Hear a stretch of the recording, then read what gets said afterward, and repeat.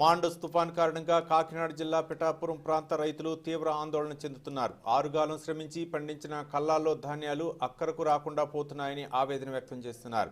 ఆర్బీకేల ద్వారా అధికారులు ధాన్యం కొనుగోలు చేయకపోవడంతో తాము తీవ్రంగా నష్టపోతున్నామని రైతులు వాపోతున్నారు. మాండస్ తుఫాన్ ప్రభావంతో ఒక్కసారిగా వాతావరణం మారిపోయింది. అక్కడక్కడ చిరుజల్లులు మొదలు కావడంతో రైతుల్లో తీవ్ర ఆందోళన నెలకొంది. అర్థాలు అయితే తీసుకుంటామంటున్నారు. మాకు ఆరబెట్టడానికి చోటు లేదండి. అక్కడ ఇక్కడ పట్టుకెళ్ళి ఆరబెడితే 15 రోజుల నుంచి వర్షం సహకరించక ఇంకో 10 రోజులు వేస్ట్ అయిపోయిందండి. ఇవన్నీ కూలీలు అవి ఎక్కువైపోతున్నాయి. మాకు ఏం చేయాలో కూడా అర్థం అవుతలేదండి. రైతు అన్నది వేస్ట్ అవుతుంది. రైతు అన్న కూడా ఇంకా ఏం చేయకూడదు అనుకుంటున్నామండి బాబు. ఏం చేయాలో కూడా మాకు మద్దతు ధర కూడా లేదు, ఏమీ లేదండి.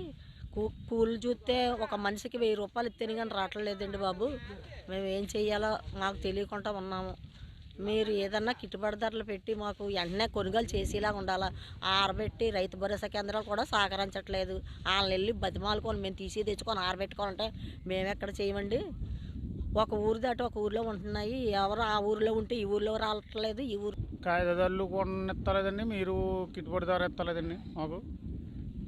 ఆ తర్వాతమో మనుషులేమో దొరుకుతలేదు మాకు. కూలీమో 1000 రూపాయలన్నా మనిషి వస్తలేదండి ఇప్పుడు పని చేయడానికి. ఒక 5 ఎకరాలు చేస్తున్నానండి. మేము కోసేప్పుడే 20 రోజులు దగ్గర అయిపోతుందండి, 15 రోజులు దాటి. అన్ని రోజులు బట్టి అలాగ ఆరబెడతానే ఉన్నామండి.